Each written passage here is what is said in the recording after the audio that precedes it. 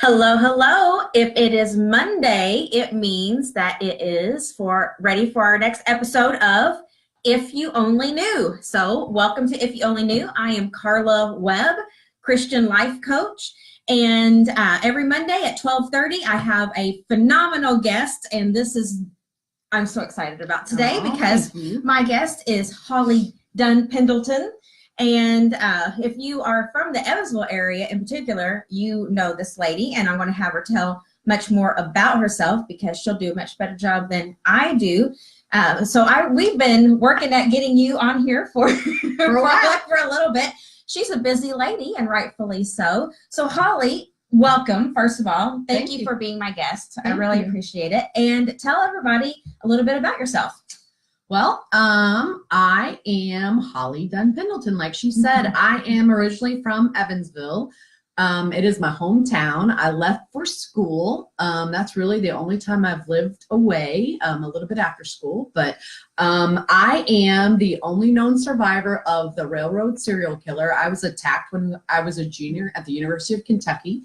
And through that experience, my boyfriend was killed. I was raped, beaten, and stabbed, but I lived. And so I have not only lived, I have survived and thrived. And so I have lived my life, I guess you could say, trying to make lemonade out of lemons. I really want to make sure that people know that things like this can happen, that bad things can happen, that there's life after it does, that you can get through it. And the unconventional way that I healed, I want people to know that there is no right way. There is all different kinds of ways. And, to have an awareness about things. So, wow. I have two questions that we will definitely answer, but something that you did survive. You are the only survivor of the serial killer, the railroad killer, and you suffered such tragedy, but yet you have overcome, and you did not let it bury you. It could have killed you mentally, emotionally, every other way, even though you survived. So, what are some things that you did to be able to flourish and move on with life after such a tragedy? Well, I really think that the main things I've been able to do is to talk about what happened. And that has been, I think, the most healing thing that I've done. So I had to talk about what happened to me soon after in the hospital, to my friends, my family. I had to talk about what happened because I'm the only one that knew what had happened. And I had to talk to the police. I had to talk to media. I mean, I had to talk about it a lot. And I started to realize the more I talked about it, the more it lost its power over me. It was healing to talk about it. And so that really was the very first thing that I started to realize how powerful that was. I think also my support system was phenomenal. I don't think everyone has a support system like I had. It's amazing to have a support network at all, even just one person that will support you. But I had an enormous support network. So I think that was also very helpful. And really, I think partly it was my personality that I had before this attack happened that I wanted to make sure I maintained even after the attack. I wanted to be the same person. I didn't want it to change me. I wanted people to know me as the same person. I didn't want to be a stranger to people. And I think I never wanted to disappoint people. I wanted to be, a really strong survivor, because I knew I survived for a reason. But there were hard days, there were hard times, man. There were a lot of tears. There was a lot of, just struggle. And so it's not perfect. It's not perfect even with those wonderful things that I had in place for healing. It's never perfect, but it's worth the struggle. It's worth the hard times because it gets you to a place where you can take power over what happened to you. And I think that's what I want for every survivor that survives something, or even just anyone that goes through brokenness. We've all, even if we haven't been through a traumatic event, we've all have brokenness in our lives. And I want people to know that we can get through the brokenness in our lives. It does not have to define us. Absolutely. People ask mean the same thing. You know, why now that you're out of that abusive situation, why talk about it?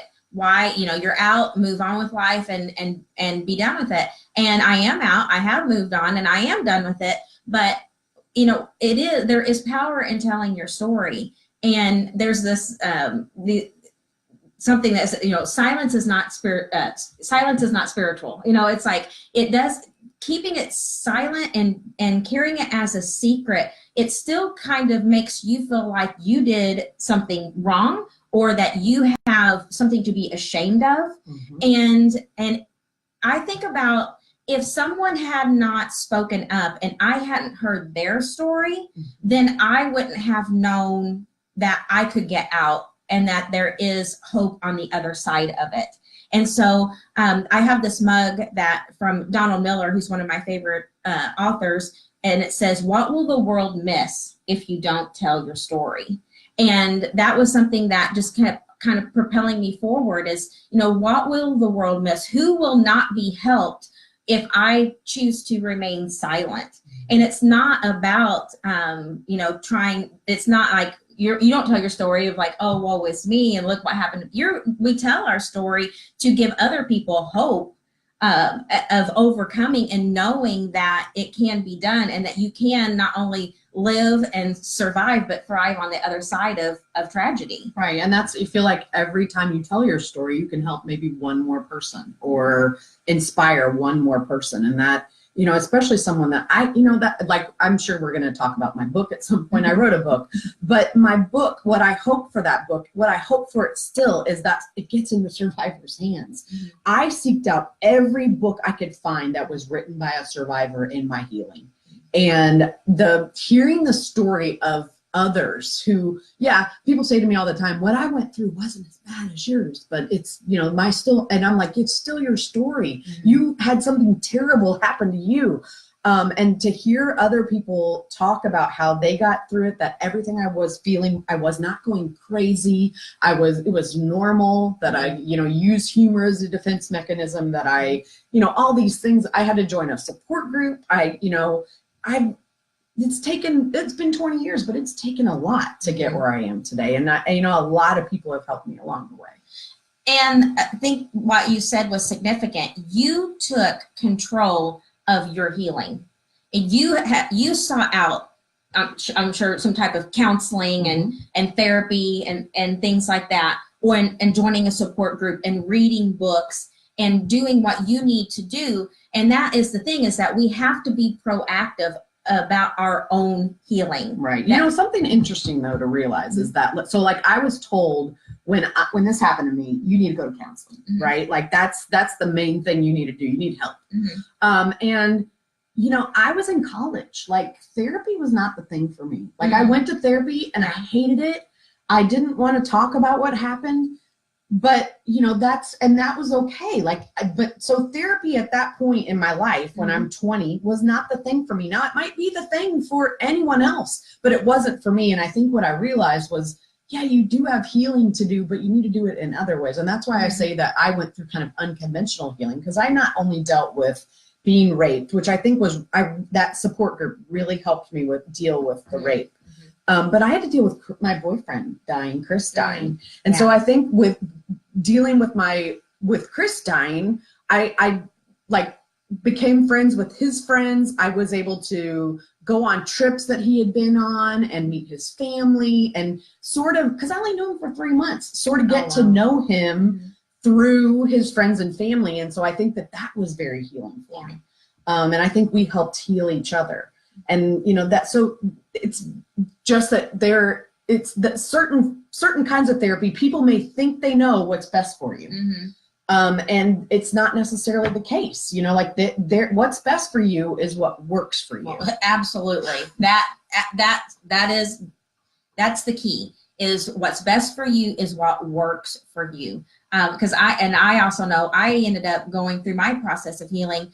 I went through 3 different counselors, 3 different types. I had secular ones, I had Christian counselors, and it also depended on what phase I was and what area I needed help in. And depending on who the counselor was, whether they met that need or not, and if they weren't, then I was like, okay, well, this is our time together is ended, move on to, and keep seeking. But reading books was very helpful to me. That was where my main source was just educating myself on the topic, and becoming my own doctor, so to speak. Right. Well, therapy really works for me now. Like I go to therapy now. I still go for maintenance. Like, I mean, I'm probably going to need it for the rest of my life, and that's okay.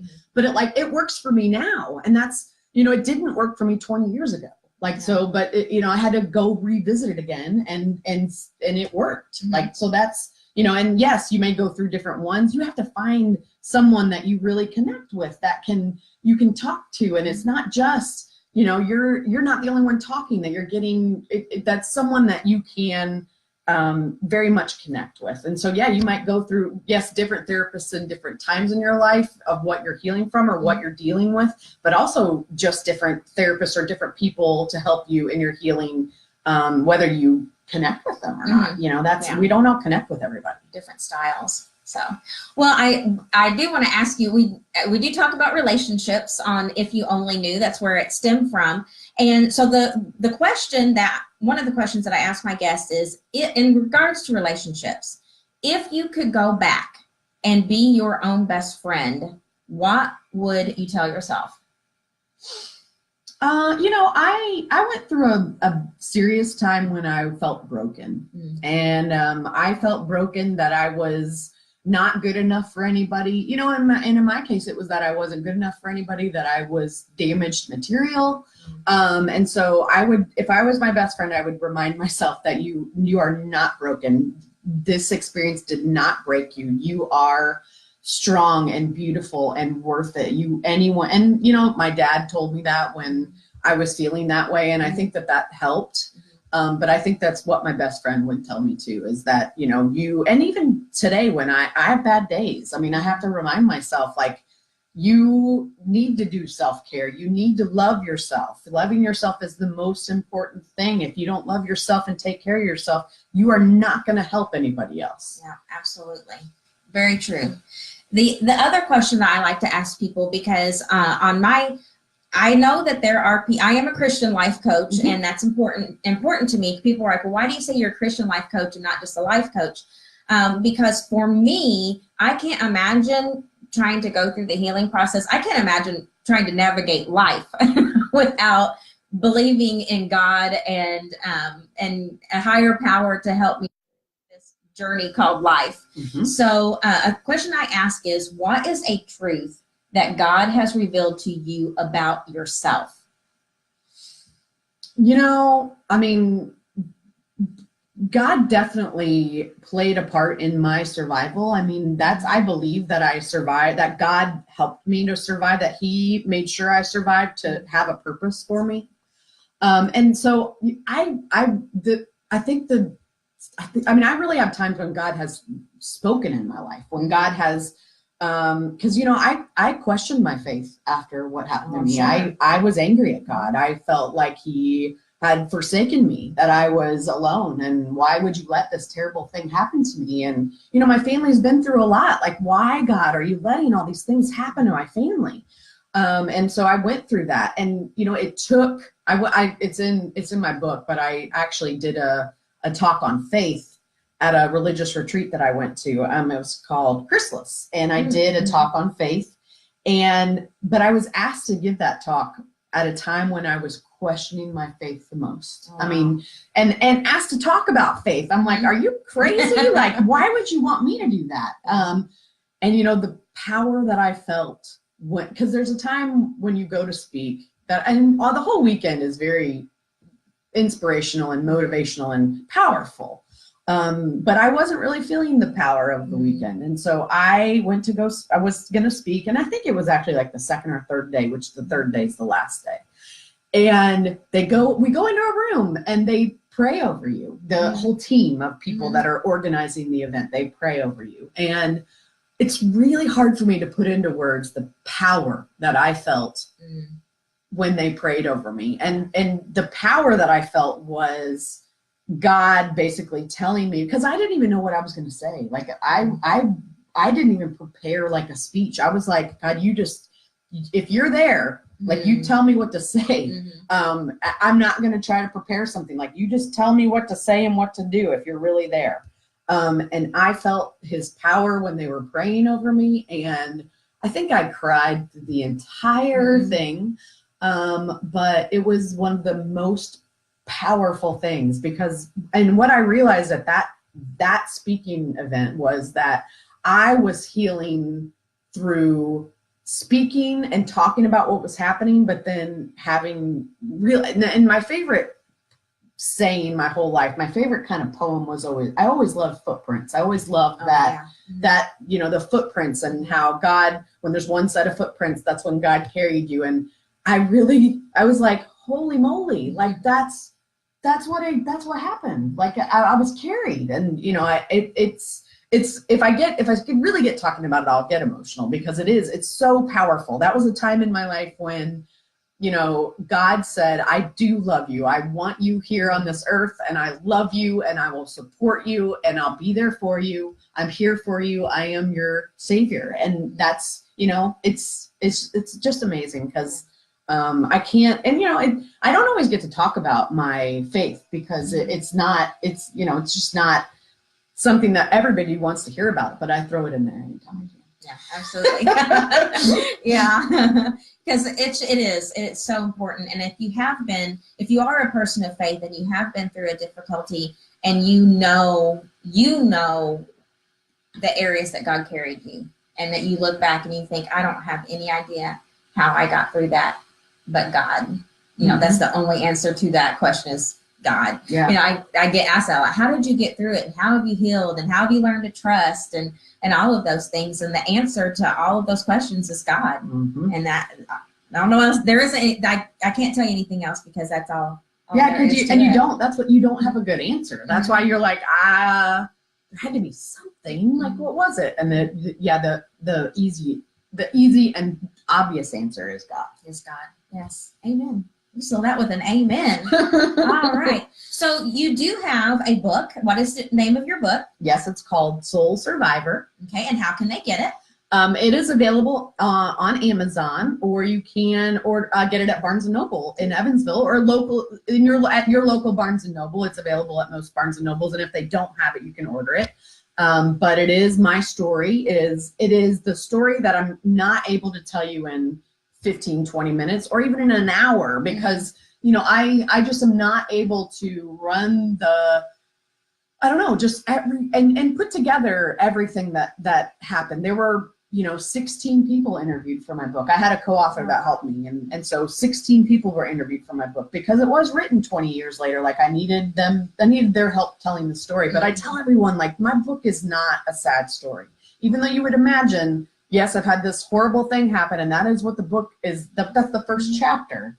But the rest, it's 300 pages long. Like, what's in the rest of the book? You got to know that it's my story of survival, and it's my story of healing, and it's my story of, just inspiration that I hope someday gets into a survivor's hands that needs help in their healing at some point. I think it can be a book of inspiration for anyone, but I think really what I want it to be is a book for survivors of sexual assault, and for them to get a hold of my book when they need it the most. And that's kind of my hope. I know I'll never make $1 million. I'll never, and I'm not gonna say never. I will not. I'm not planning to make $1 million. I'm not. That wasn't the purpose. Right. That's not. I don't want anything to. I just want it to get into the people's hands that need it when they really need it. Yeah. Amen. And I know you're not directly involved with Holly's House anymore, but part of the result of what happened to you was you bringing about Holly's House. Would you care just to touch on that a little bit and let them know about the resource that Holly's House provides in our community? No, I'm happy to. So Holly's House is a child and adult advocacy center. It is located in Evansville. I had to Google what an advocacy center was because I had no idea. It's even hard to say. So, but it is a support a place of support for victims of intimate violence. So that's child victims of child abuse, child neglect, and adult victims of domestic violence and sexual assault, so that they have somewhere to go and be supported. They can report the crime if they choose to report it. And even if you don't choose to report the crime, you can get the resources that are available in our community for victims. We have an amazing support network for victims. Mm-hmm. It can be a little hard to navigate and hard to find if you don't know where to look. So we really want Holly's House wants to be that location where victims can find resources and find out the wonderful organizations that are available in the Evansville community for victims. And you know, it's an amazing thing we have in our community. They teach a program in all the schools called Think First, Stay Safe that's taught 40,000 kids in our local area, but also outside our local area, about the lures that predators use to try to prevent sexual violence on kids. And you know, it is an amazing resource in our community, and I'm so proud to be a part of it. It's been open, you know, over 10 years now, and that's what's amazing. Is it's an amazing organization, and it's one that, you know, people should get involved with and be a part of, because it does. It's an organization that you hope you never ever have to use, but when you do have to use it, and when especially families have to use it, you're so thankful that it's there. You're so thankful that victims have a safe place to go to talk about what happened, and that's. You know, it's totally worth it. I feel like Holly's House is a legacy for me, but it's not. I'm not done. I don't know what else there is, and you know, I do speaking now as kind of my I'm not there every day at Holly's House, so speaking for me is kind of my next step in what I'm doing. But you know, I felt like when I left Holly's House, people were like, "Oh, well, you're retiring now. What are you going to do?" And I was like, "I'm 30 something years old. I'm not retiring. I'm ready to retire." No, but so yeah, I'm just not there on a daily basis, but they're still doing amazing work in our community. Well, wonderful, and we love it. And I know it just happened a couple months ago, but hats off for Holly's House is your annual fundraiser gala. Right. So keep your ears and eyes open for that. And it's in what month? It's always in April. In April. So it just happened. So, but look for that for next year. It's a great event. I won a Tracy Zeller gift certificate one year doing the heads and tails thing. So yeah, there's good things to win. Good things to win, and it's a good time. It's a good cause, so it's always fun. Yeah, it's always fun. So keep your ears open for that. And if you would like to learn more about Holly and her book, you can click on the link at the top there at Holly K. Dunn. That is her Facebook page for like your speaking and your book and those types of things. And you can reach out to her and find out more about that. Go to your local bookstore, Barnes & Nobles, and pick up a book. You will not be disappointed. And if you need any help as far as navigating through this life, or maybe some messy relationships, then contact me. I would love to speak with you. I am opening up my coaching practice to teens now.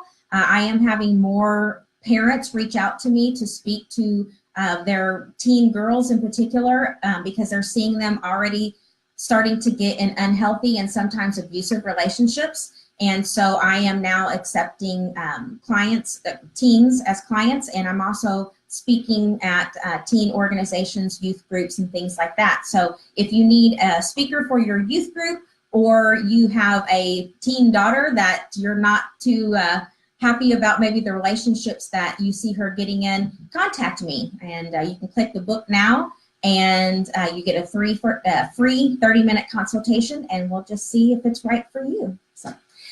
We're so glad that you tuned in. We look forward to Mondays. I look forward to Mondays. It gives me something, usually we dread Mondays, but I love them because I get to have wonderful guests, and I get to talk about something that I'm really passionate about and help people. And make sure that you hit share if you enjoyed this today. If you think that it could be beneficial to your friends and family, then please share it with, and I will also be downloading it onto my YouTube channel, and you can share it there also. So know that, I always love to end this, know that God loves you, know that I love you, and you have a great day. We'll see you guys. Bye, Cheryl. Bye, Marcy.